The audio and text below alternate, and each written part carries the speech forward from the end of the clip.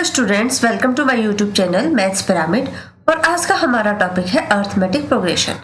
Arithmetic progression आपकी class 10th का एक टॉपिक है, पूरा चैप्टर है क्लास 10th का।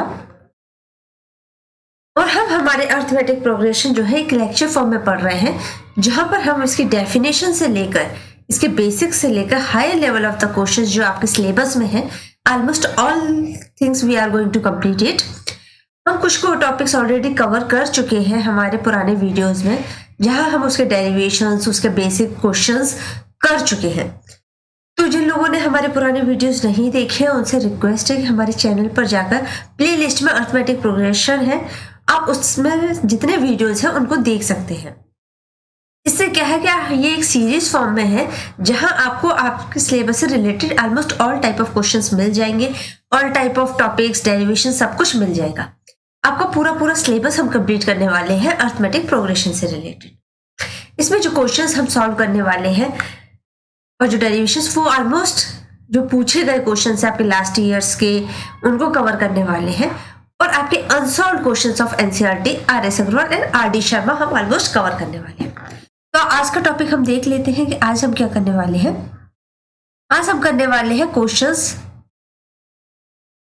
Based on general term of arithmetic progression. हमने हमारे लास्ट वीडियो में general term of arithmetic progression, जिसको हम nth टर्म ऑफ एपी भी कहते हैं, अर्थमेटिक प्रोग्रेशन को हम शॉर्ट फॉर्म में एपी भी कहते हैं, तो उसका डेरिवेशन हम ऑलरेडी कर चुके हैं, जिसकी लिंक आपको डिस्क्रिप्शन बॉक्स में दे दी गई है। जब हम डिराइव करते हैं उस क्वेश्चन को, उस जनरल टर्म को, तो वो डिराइव होकर हमारे पास जो आती है वो आती है इस फॉर्म में, a n is equal to a plus n minus one into D. ये है ए एन जो है यहाँ पर, ये है आपकी nth टर्म, इसको हम बोलते हैं nth टर्म। यही वो nth टर्म है, यही वो जनरल टर्म है जिसको हम फाइंड आउट करते हैं यूजुअली। ये आपके वेरिएबल इसलिए है क्योंकि n जो है इसमें वेरिएबल है। दूसरा है आपके पास ए है आपके पास first term plus n minus one into d, जहां पर n है आपका नंबर ऑफ टर्म्स, d है आपका common difference. General term of arithmetic progression या nth term of arithmetic progression AP, इससे रिलेटेड बेसिक क्वेश्चंस जो है पार्ट 1, वो हम ऑलरेडी कर चुके हैं, जिस वीडियो की लिंक आपको डिस्क्रिप्शन बॉक्स में दे दी गई है, आप वहां जाकर देख सकते हैं। मतलब हम पार्ट 1 कर चुके हैं, जिसमें हमने इस फॉर्मूले का बेसिक यूज देखा था। डायरेक्टली इस फॉर्मूले को यूज करके हम कैसे हमारे क्वेश्चंस को सॉल्व कर सकते हैं। अब आज करने वाले हैं हम लेवल 2। लेवल 1 हम कर चुके हैं, लेवल 2 से रिलेटेड क्वेश्चंस करने वाले हैं, जो थोड़ा सा हायर है, हायर लेवल ऑफ क्वेश्चंस। तो चलिए हम हमारा क्वेश्चन स्टार्ट करते हैं। हमारा फर्स्ट क्वेश्चन है, first term of an AP is 5। मतलब हमको क्या क्या दिया हुआ है हम लिखते जाते हैं। हम बोलेंगे गिवन क्या क्या है हमको हमारे क्वेश्चन में। First term of an AP जो है वो आपको दिया गया है, मतलब ए जो है वो आपको दिया गया है 5। आपको बोला गया है कॉमन डिफरेंस जो है वो है 3, मतलब आपको कॉमन डिफरेंस 3 दिया गया है। और लास्ट टर्म जो है वो 80 दिया गया है, मतलब लास्ट टर्म क्या होता है, L इज इक्वल टू 80। हम ऑलरेडी पढ़ चुके हैं कि एपी जो होती है अर्थमेटिक प्रोग्रेशन, वो 2 तरह की होती है, एक फाइनाइट एपी होती है और एक इनफाइनाइट एपी होती है। हम इनफाइनाइट एपी और फाइनाइट एपी ये दोनों चीज हम पढ़ चुके हैं। आपको पता है कि इनफाइनाइट एपी में फर्स्ट टर्म होती है, कॉमन डिफरेंस होती है, लेकिन लास्ट टर्म नहीं होती, क्योंकि ये इनफाइनाइट है, नंबर ऑफ टर्म्स जो है इनफाइनाइट होते हैं।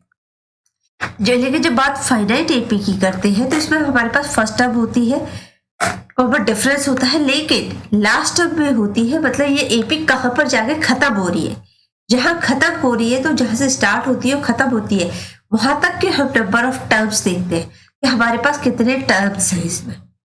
और हम मान लेते हैं कि जो लास्ट टर्म होती है, हमको पता नहीं है कि नंबर ऑफ टर्म्स अगर कितनी है इसके अंदर, तो हम अज्यूम कर सकते हैं कि हमारे पास जो हमारी एपी है उसमें n नंबर ऑफ टर्म्स है।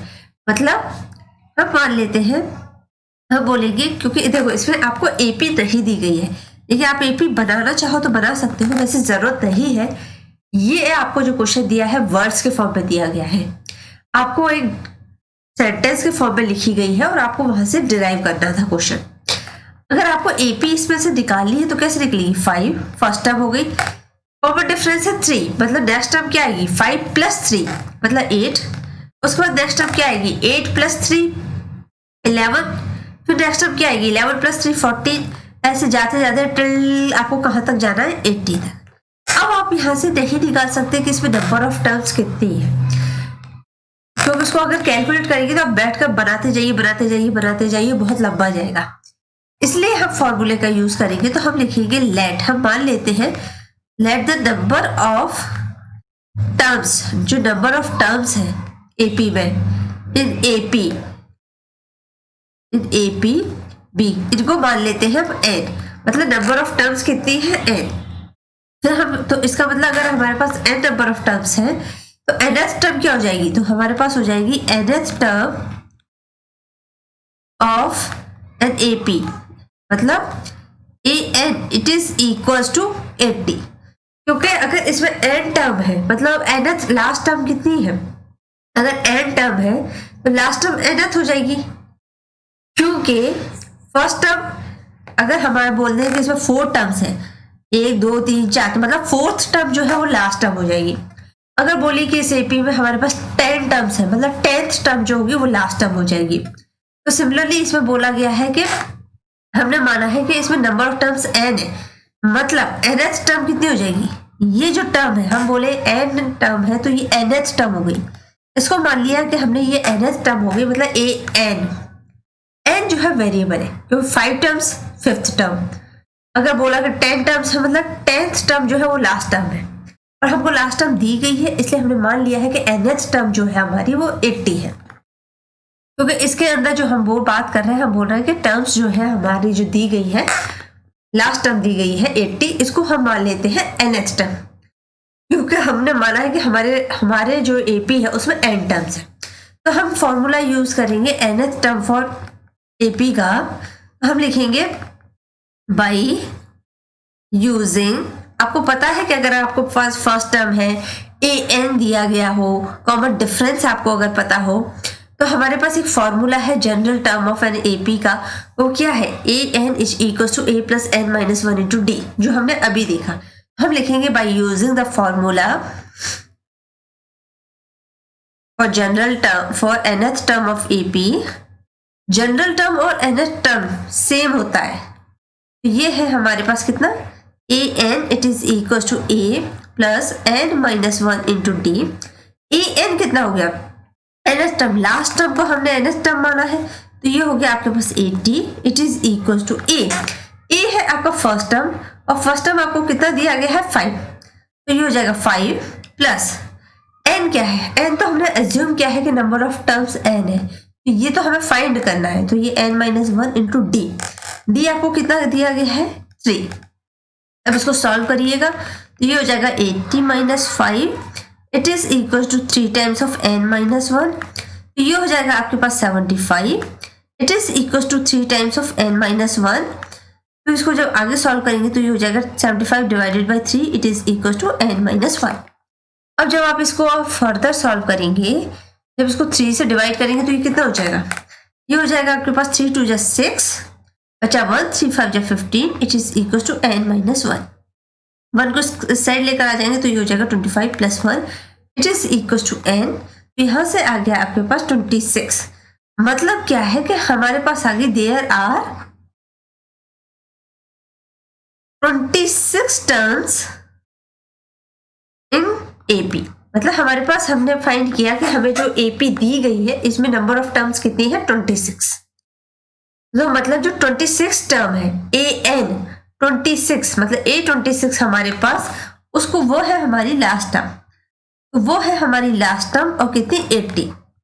आप उसको क्रॉस चेक भी कर सकते हैं, अगर वैल्यू पुट करेंगे सेम आएगा, क्योंकि हमने डिराइव वहीं से किया है, हमने ये सॉल्यूशन फाइंड ही वहां से किया है जहां हमने अज्यूम कर लिया था कि हमारी जो लास्ट टर्म है हम मान लेते हैं यही हमारी nth टर्म है, क्योंकि हमारी एपी में सिर्फ n टर्म्स है, अगर n टर्म्स है तो लास्ट टर्म nth टर्म हो जाएगी, तो उसी से हमने फाइंड किया कि हमारी जो n की वैल्यू आई है वो 26, मतलब 26 टर्म्स है हमारी एपी में। ये हो गई आपकी एक वैरायटी ऑफ द क्वेश्चंस।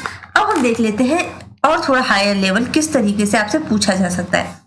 इसमें आपको एपी नहीं दी गई थी, आपको एक कॉमन डिफरेंस दिया गया था, फर्स्ट टर्म दी गई थी, लास्ट टर्म दी गई थी और आपसे बोला गया था कि नंबर ऑफ टर्म्स फाइंड कीजिए और ये आपको एक सेंटेंस फॉर्म में क्वेश्चन दिया गया था। अब हम नेक्स्ट क्वेश्चन की बात करते हैं। तो हमारा नेक्स्ट क्वेश्चन है ये, मान लो हमें बोला गया है कि the 6th term and 17th term of an APR, मतलब हमको 6th टर्म दी गई है और 17th टर्म दी गई है और हमको बोला गया है 40th टर्म फाइंड करिए। देखिए हमें क्या दिया गया है, हम बोलेंगे गिवन, हमें क्या क्या दिया है। हमको 6th टर्म दिया है, मतलब A6 दिया गया है, कितना दिया गया है 19, और आपको क्या दिया गया है A17, मतलब 17th टर्म दी गई है 41, और आपको फाइंड क्या करना है, टू फाइंड, आपको फाइंड करना है 40th टर्म, मतलब A40 आपको फाइंड करना है। अब देखिए, अब आपको ना तो इसमें फर्स्ट टर्म दिया गया है, ना इसमें कॉमन डिफरेंस दिया गया है, ना नंबर ऑफ टर्म्स दिया गया है, बस तीनों ही चीज जो आपके फॉर्मूले में यूज होती है वो आपको कुछ भी नहीं दिया गया, फिर भी आपको फाइंड करनी है 40th टर्म।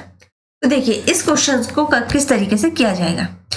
आपको पता है कि nth टर्म फाइंड करने का फॉर्मूला क्या होता है, तो आप लिखेंगे वी नो दैट, हम जानते हैं कि we know that the nth term of an AP is, AP की nth टर्म कितनी होती है an, it is equals to A plus n-1 into D, ये हमें पता है। अब देखो an मतलब nth टर्म और हमको क्या दिया है 6th टर्म, हम लिखेंगे A6 it is equals to A, हमें फर्स्ट टर्म दिया नहीं है, n कितना है यहाँ पे 6, क्योंकि 6th टर्म की बात हो रही है, 6 -1 इंटू D। जब इसको फर्दर सॉल्व करेंगे तो ये हो जाएगी A प्लस 5D, ये हो गई आपकी इक्वेशन नंबर 1। हमने अज्यूम कर लिया कि ये हो गई हमारी इक्वेशन नंबर 1। अब देखिए, अब आपको दिया गया है दूसरा जो दिया गया है वो है आपको 17th टर्म A17, ये हो जाएगा आपके पास A प्लस n कितना है 17 माइनस का 1 into D, it is equals to A plus 16D, ये हो गई आपकी इक्वेशन नंबर 2। अब देखो, अब हम लिख सकते हैं कि हमारे पास A6 दिया है, A17, इनकी वैल्यूज भी दी गई है, तो आप लिख सकते हैं A plus 5D it is equals to, ये कितनी दी गई है, इसकी वैल्यू आपको दी गई है 19, दूसरा आपको दिया है A17 जिसकी वैल्यू आपको कितनी दी गई है A plus 16D it is equals to 41, ये है आपकी इक्वेशन नंबर 1, ये है इक्वेशन नंबर 2। अब देखिए आपके पास दो इक्वेशन है और दो वेरिएबल्स है, A and D both are variables in your equation, और आपने जब linear equation and two variables पढ़ा होगा अपने लोअर क्लासेस में, और अगर नहीं पढ़ा है तो हम हमारे आगे वाले आने वाले वीडियोस में जब हम linear equation in two variables पढ़ेंगे तब हम पढ़ेंगे कि दो इक्वेशंस को सॉल्व कैसे किया जाता है। लेकिन यहाँ पर आपकी जो बन रही है ये दोनों equation linear equation in two variables बन रही है, और अगर आपके पास दो वेरिएबल्स हैं तो उनको सॉल्व करने के लिए मिनिमम 2 इक्वेशन आपको चाहिए होती है, और यहाँ आपके पास 2 इक्वेशंस अवेलेबल है। तो आप इन दो इक्वेशंस को कैसे सॉल्व कर सकते हैं, बहुत सारे मेथड होते हैं, substitution method, subtraction method, elimination method, बहुत सारे मेथड्स होते हैं। हम यहाँ कौन सा यूज करने वाले हैं जो हमें इजी लगे, और इजी कौन सा है, तो देखिए अगर हम ये दोनों को इक्वेशन है, आपको पता है कि इसका वेरिएबल क्या है, ए का कोफिशिएंट 1 है, ए का कोफिशिएंट 1 है, मतलब अगर हम इन दोनों इक्वेशंस को सब्ट्रैक्ट कर दें तो ये डायरेक्टली कैंसिल हो जाएगी और हमारे पास डी के फॉर्म में एक इक्वेशन निकल के आ जाएगी। तो हम क्या करेंगे, हम लिखेंगे सब्ट्रैक्ट, हम सब्ट्रैक्ट कर देंगे इक्वेशन 1, फर्स्ट इक्वेशन को सब्ट्रैक्ट कर देंगे फ्रॉम इक्वेशन 2, सेकेंड इक्वेशन से फर्स्ट इक्वेशन को सब्ट्रैक्ट कर देंगे, मतलब a plus 16D minus a plus 5D it is equals to 41 minus का 90। अब देखो, अब जब हम इसको सब्ट्रैक्ट करेंगे तो ये आगे सॉल्व करेंगे तो ये कैसे हो जाएगा, ये हो जाएगा आपके पास a प्लस का 16D, जब ये ब्रैकेट ओपन होगा तो ये हो जाएगा माइनस का a और माइनस प्लस माइनस तो माइनस का 5d it is equal to 41 में से जब 19 जाएगा तो ये कितना बचेगा, ये बचेगा आपके पास 22। अब देखिए a माइनस ए तो 0 हो जाएगा प्लस 16d माइनस 5d मतलब 11d it is equal to 22। मतलब आपके पास क्या आया कि 11d जो है वो 22 हो गया। तो d कितना हो जाएगा, d हो जाएगा आपके पास 22 divided by 11 it is equal to 2। मतलब आपके पास जो d है वो आ गया 2। अगर आपके पास कॉमन डिफरेंस आ गया तो आप इसको इन दोनों में से किसी भी इक्वेशन में अगर पुट कर देंगे तो आपके पास एक ही वैल्यू आ जाएगी, क्योंकि d तो आपके पास आ चुका है, आप किसी में भी पुट कर दीजिए। अब देखिए सेकंड और फर्स्ट में से आपको फर्स्ट में पुट करना इजी होगा क्योंकि कैलकुलेशन इजी हो जाएगी। तो चलिए यहां पर हम लिखेंगे पुट, हम करेंगे put d equals to 2 in equation 1। Equation 1 क्या थी, a plus 5d it is equals to 90। तो देखिए a plus 5 into D, D कितना है 2 इट इज इक्वल्स टू 19। जब इसको आगे सॉल्व करेंगे तो ये हो जाएगा आपके पास a plus 10 it is equals to 19। तो ये हो जाएगा a plus 10 5 to 10 it is equals to 19। जब इसको आगे सॉल्व करेंगे तो a इज इक्वल्स टू 9। मतलब आपके पास फर्स्ट टर्म आ गया, कॉमन डिफरेंस आ गया। मतलब आपके पास a इज इक्वल्स टू 9 है, d इक्वल्स टू 2 है और आपको फाइंड क्या करना है, a n जो है वो आपको फाइंड करना है। और a n कितना फाइंड करना है, a 40 मतलब 40th टर्म फाइंड करनी है। तो क्या करेंगे आप, a n is equals to a plus n minus 1 into D. ये फॉर्मूला होता है, ये आपको पता ही है। तो हम इसमें n की जगह रखेंगे 40। तो ये हो जाएगा a 40 it is equals to a कितना है, a है हमारे पास 9 प्लस n माइनस 1 मतलब 40 माइनस का 1 इंटू डी, डी कितना है 2। तो हमारे पास जो a 40 है वो कितना आ जाएगा, वो आ जाएगा 9 प्लस 40 माइनस 1 कितना होता है 39, 39 इंटू 2 और 39 इंटू 2 कितना होता है, ये होता है आपका 78। तो अब देखिए ये कितना हो जाएगा, ये हो जाएगा आपके पास a 40 it is equals to 9 plus 78। जब इसको फर्दर सॉल्व करेंगे तो ये हो जाएगा आपके पास 9 प्लस 78 कितना होता है, ये हो जाएगा आपके पास 87। मतलब 40th टर्म जो है आपके एपी की, 40th term of AP of an AP वो कितना हो गया, वो हो गई आपके पास 87। तो ये हो गया आपका क्वेश्चन करने का तरीका, जहां आपको 6th टर्म और 17th टर्म मतलब 2 टर्म्स आपको दी गई थी, उनकी वैल्यू दी गई थी। तो हम उन दोनों वैल्यूज को सॉल्व करेंगे क्योंकि 2 इक्वेशन हमारे पास बन रही थी।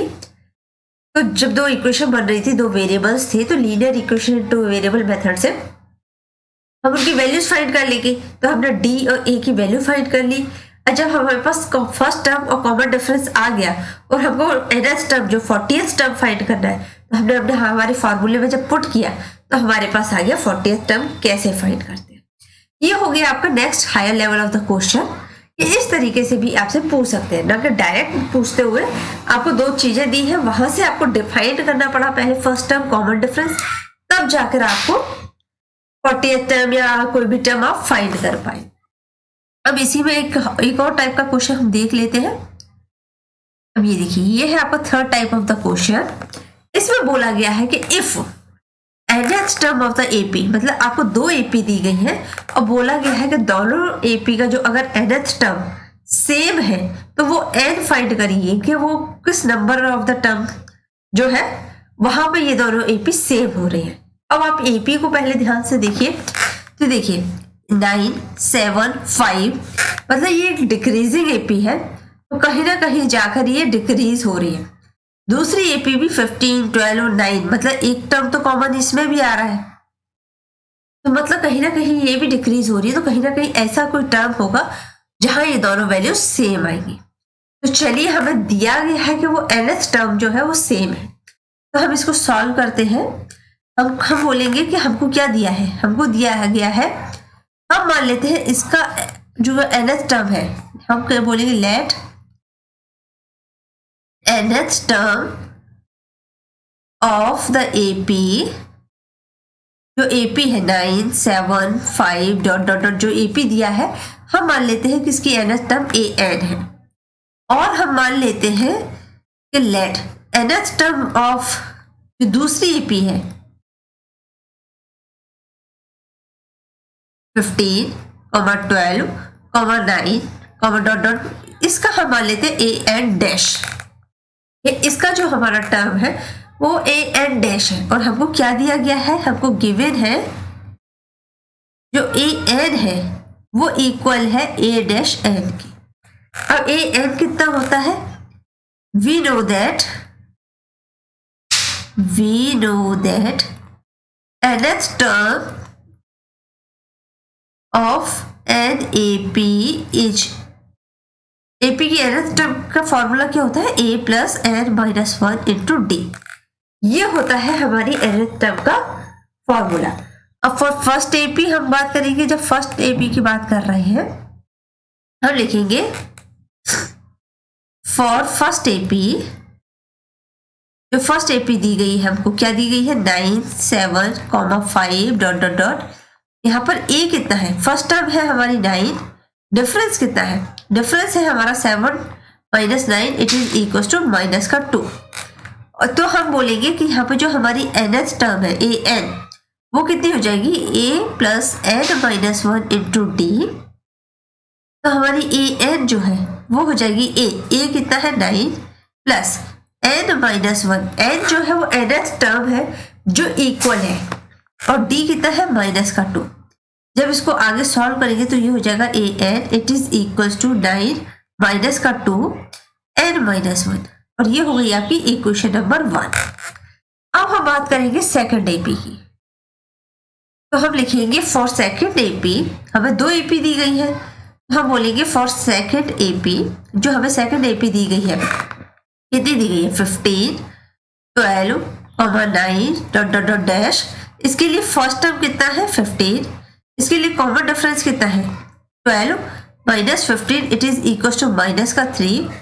तो इसकी nth टर्म कितनी हो जाएगी, हमने अज्यूम किया है कि इसकी nth टर्म जो है a डैश n है, तो इसका फॉर्मूला कितना हो जाएगा a plus n minus 1 into D. ये हो जाएगी आपके पास a डैश n, a की वैल्यू कितनी है 15 plus n minus 1 into D, D कितना है माइनस का 3।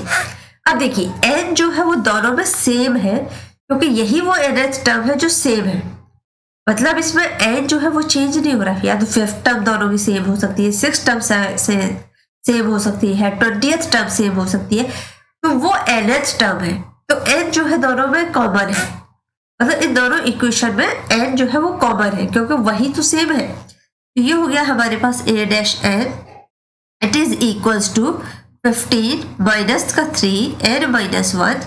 ये हो गई आपकी इक्वेशन नंबर 2। अब देखिए अब क्या दिया है कि हमको ऑलरेडी गिवन है, हमको दिया गया है कि हमको क्या गिवन है, वी नो दैट, हमको पता है, क्या पता है, we know that an is equal to a dash n given in question. हमें ये गिवन है कि an जो है an डैश के इक्वल है। इसका मतलब क्या है कि इक्वेशन 1 जो है वो इक्वेशन 2 के इक्वल है, क्योंकि an और an डैश दोनों इक्वल है, दोनों ही nth टर्म है अपनी अपनी एपी की। फर्स्ट इक्वेशन में मतलब an कितना था, an जो था वो था हमारा 9 माइनस का 2 n minus 1, it is equal to an dash कितना है 15 माइनस का 3 n माइनस 1। अब देखिए ये हमारे पास एक इक्वेशन बनकर आई, इसको हम बोलेंगे इक्वेशन नंबर 3। मतलब हमने इक्वेशन नंबर 1 और इक्वेशन नंबर 2 को इक्वेट कर दिया। क्यों इक्वेट किया, क्योंकि हमें दिया गया है कि an जो है an डैश के इक्वल है, मतलब nth term of first AP जो है nth term of second AP के इक्वल है। और हमने दोनों की एपी की सेपरेट दोनों एपी को लेकर दोनों की nth टर्म कैलकुलेट कर ली है, एक फर्स्ट इक्वेशन सेकंड इक्वेशन। अब हम क्या करेंगे, हम इक्वेशन को सॉल्व करेंगे, क्योंकि हमारे पास एक इक्वेशन है और एक ही वेरिएबल है, वो है n। देखो अब हम क्या करेंगे, कांस्टेंट एक साइड ले लेंगे और वेरिएबल एक साइड ले लेंगे। तो हम क्या करेंगे 3 n माइनस 1 माइनस का 2 n minus 1 it is equals to 15 minus का n। हमेशा ध्यान रखिएगा कि जो क्वेश्चंस है स्टेप बाय स्टेप करिएगा, क्योंकि आपके क्वेश्चन, आपके जो एग्जाम होता है उसमें स्टेप मार्किंग भी होती है। दूसरा, जब आप क्वेश्चन को स्टेप बाय स्टेप करते हैं तो आपको क्वेश्चन समझ में बहुत इजी आता है, उसको एनालाइज करना आपके लिए इजी हो जाता है और उससे आप अपने क्वेश्चंस को बहुत इजीली सॉल्व कर पाते हैं। आपको कहीं भी डाउट नहीं होता, गलती की से जो वो होती है पॉसिबिलिटी वो मिनिमम हो जाती है।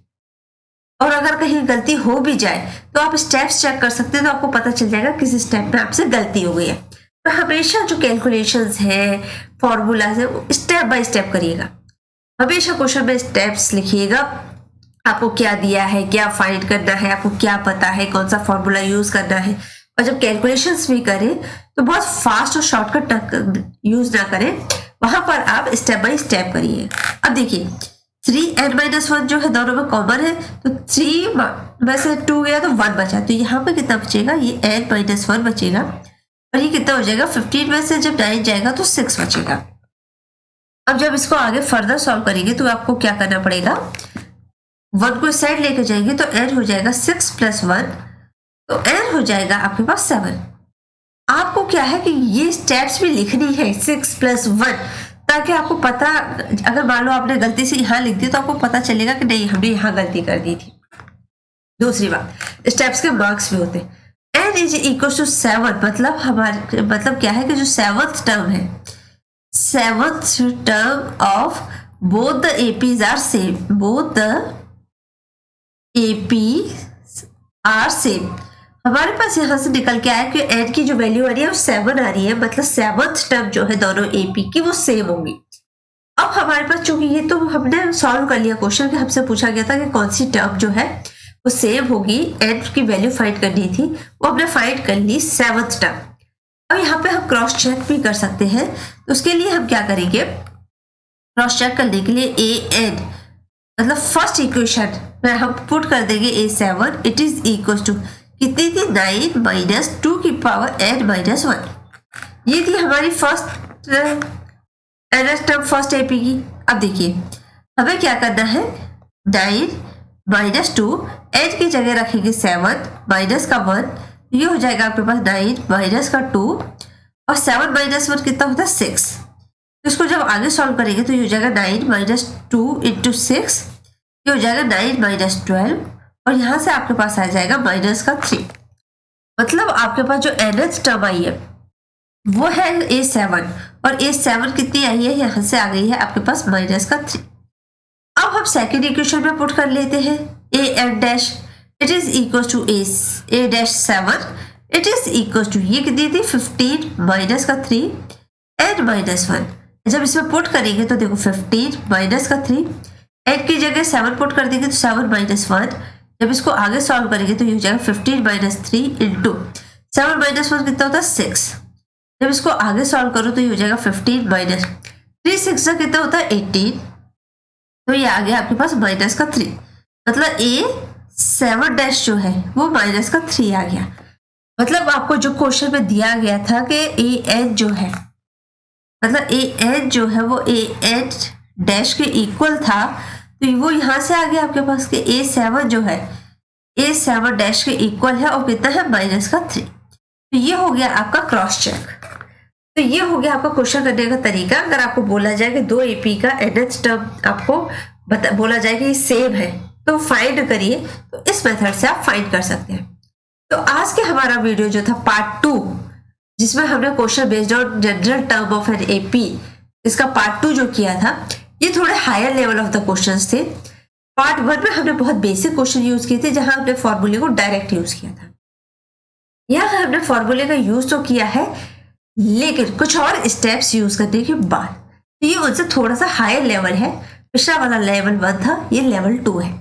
नेक्स्ट वीडियो में हम करेंगे लेवल 3, जो इससे भी थोड़ा सा डिफिकल्ट क्वेश्चंस है, ताकि आपके almost all types and all variety of questions हम कवर कर सकें। मैक्सिमम नंबर ऑफ क्वेश्चंस हम, मैक्सिमम टाइप ऑफ क्वेश्चंस यहाँ हम कवर करने की कोशिश करेंगे। अगर आपको इससे रिलेटेड कोई भी डाउट और क्वेरी हो तो कमेंट बॉक्स में लिख के जरूर बताइएगा, ताकि हम यहाँ बहुत प्रॉपरली यहाँ पर डिस्कस कर सकें। और आपको इजी हो सके सॉल्व करना, क्योंकि हम ऑलमोस्ट अनसॉल्व क्वेश्चंस कर रहे हैं आपकी बुक्स के, और इससे रिलेटेड जितने भी अनसॉल्व क्वेश्चंस हैं उनको आप इजीली कर सकें। अगर चैनल को अभी तक सब्सक्राइब नहीं किया है तो कर लीजिएगा, ताकि आपको इस सीरीज में आने वाले जो भी वीडियोस हैं उनकी नोटिफिकेशन तुरंत तुरंत मिलती रहे। अगर वीडियो पसंद आए तो लाइक एंड शेयर करना ना भूलिएगा। आज के लिए इतना ही। Thank you so much.